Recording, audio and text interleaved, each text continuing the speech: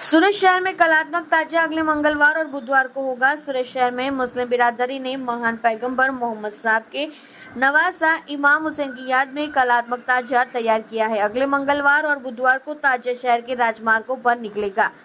Muharram Islamic calendar का पहला महीना है। यह मुसलमानों के लिए सबसे पवित्र महीनों में से एक है। इस महीने को तकलीफों का महीना भी कहा जाता है। मुहर्रम के 10वें दिन को यौम ए आशुरा के नाम से जाना जाता है। हजरत इमाम हुसैन इस्लाम के संस्थापक हजरत मोहम्मद साहब के पोते थे। सूरत शहर में इमाम हुसैन की याद में मुस्लिम बिरादरी के ओर से ताजिया बनाया गया है।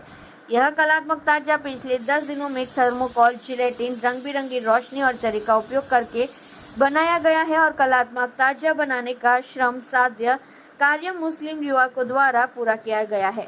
यह ताजिया पिछले 70 सालों से बनाया जा रहा है। ताजिया कमेटी के अध्यक्ष असद कल्याणी और कार्यकारी अध्यक्ष सोहेल हंसोटी ने आगे कहा कि मुर्गवान, सलाबतपुरा और मोती टॉकीज में ताजिया बनाने वाले स्थानीय लोग सामान्य लोग हैं जो हर रात ताजिया बनाने का काम करते हैं और सुबह भी ताजिया बनाने का काम करते हैं। તમારું નામ, હોદ્દો અને કયા પ્રકારનું મુહર્રમ નિમિત્તે આયોજન છે? હું અશરફ કલ્યાણી, સુરત શહેર તાજિયા કમિટી પ્રમુખ. આપ જે અહીંયા ઇન્ટરવ્યુ આપી રહ્યા છે આપની ચેનલને, એ અમારું સુરત શહેર તાજિયા કમિટીનું કાર્યાલય છે. છેલ્લા 20 દિવસથી આ તાજિયા કમિટીનું કાર્યાલય બેગમપુરા મોરવાન ટેકરા ખાતે કાર્યરત છે અને એમાંથી અમે લોકોએ લગભગ 350 થી વધુ પરમિટ ફોર્મ ભર્યા છે. જે પોલીસમાં પરમિટ માટે ગયા છે, કાલે આવી જશે, એમને પરમિટ આપી દઈશું. તાજિયા, સવારી, ડુલડુલ, અખાડા, પરી, પાણીના વાહનો, પાણીની પરબો એમાં સમાવેશ થાય છે. ખાસ કરીને શહેરમાં આગામી એટલે કે 16 અને 17 ના દિવસે જુલુસ શહેરમાં નીકળતું હોય. એક તો શહાદતની રાત્રિ એટલે કે 16 તારીખે મંગળવારના દિવસે રાત્રે જુલુસ નીકળશે. જે જુલુસ આખું કોટ વિસ્તારના રાજાઓ ઝાપા બજારમાં એકત્રિત થશે અને ઝાપા બજારમાં માનનીય પોલીસ કમિશનરના પરંપરા મુજબ ટ્રેડિશનલ માનનીય પોલીસ કમિશનર શ્રી અનુપમસિંહ ગેહલોત સાહેબના હસ્તે શ્રીફળ વધેરી અને તાજિયા ત્યાંથી પ્રસ્થાન કરાવશે. મોતી સિનેમા, મુંબઈ વટ અને નવાબ સાહેબનું જે જોવા જવાનું દર્શન કરવા માટે તાજિયા જાય છે ત્યાં જશે. ત્યાંથી પરત મુંબઈ વટ આવીને પોતાની સ્થાનક પર શહાદતની રાત્રિનું જુલુસ પૂર્ણ થશે. બીજે દિવસે તાજિયાઓ જે સિટીમાં આવશે તે લિંબાયતના તાજિયા પણ શહેરમાં આવશે. ઊન બેસતા સચિનના પણ તાજિયા શહેરમાં આવશે. રાંદેરમાં જ ફરશે, રાંદેરમાં ઠંડ થઈ જશે. પણ આ બધા તાજિયાઓ કેટલાક માર્ગો થકી કમેલા દરવાજા, લિંબાયત, સલાવતપુરા પોલીસ સ્ટેશન, વાંસપુરા પુલ, વાંસપુરા પુલથી ટાવર, ટાવરથી ભાગળ, ભાગળ ત્યાંથી લાલગેટ અને જે ગત વખતે ચેન્જ કર્યો હતો તે રૂટ મુજબ ફાયદા બજાર થઈને ક્રાઉન ડેરી મુગલીસરાથી હોળી બંગલા પર તાજિયા ઠંડા થશે. ખાસ કરીને તાજિયા કમાટીનો જે ટ્રેડિશન કાર્યક્રમ છે, કોમી એકતાનો કાર્યક્રમ, ભાગળ 4 રસ્તા ઉપર, જ્યાં સંતો, મહંતો, માનનીય મેયરશ્રી, માનનીય પોલીસ કમિશનરશ્રી, માનનીય માજી મેયર શ્રી કદીર ગુજરા સાહેબ, રાજકીય પક્ષ કોંગ્રેસના પ્રમુખ, રાજકીય પક્ષ ભાજપના પ્રમુખ અને તમામ આગેવાનો, ધાર્મિક આગેવાનો, હિન્દુ સંતો મહંતો દ્વારા વહેલા તે પહેલા 10 તાજિયા જે ભાગળ 4 રસ્તા પર પહોંચશે, આ મહાનુભાવોના હસ્તે એમને ટ્રોફી એનાયત કરવામાં આવશે. જેમાં સંતો મહંતો પણ હાજર રહેશે. એક શહેરને મેસેજ આપશે, અમે લોકો આપીશું કે તાજિયા વહેલા અને પહેલા આવે એ માટેનો એક કાર્યક્રમ છે ને કોમી એકતાનો પણ એક મેસેજ આમાં જાય છે. આજે પોલીસ કમિશનરે જે મિટિંગ લીધી હતી આજે કમિટી સાથે શું સૂચનો આપવા છે? આજે કમિટી સાથે સૂચનોમાં ખાસ કરીને એમને આખા કાર્યનું નિરીક્ષણ બાબતે ચર્ચાઓ કરી અને એમની સાથે સાથે શહેરની અંદર આ જુલુસ નીકળનાર છે તે કોમી એકતાના માહોલમાં પૂર્ણ થાય, વહેલું પૂર્ણ થાય એ માટેના પ્રયત્નો અને જે પ્રયત્નો હાલ થઈ રહ્યા છે તાજિયા કમિટી તરફથી અમે એમને રિપોર્ટ આપ્યો.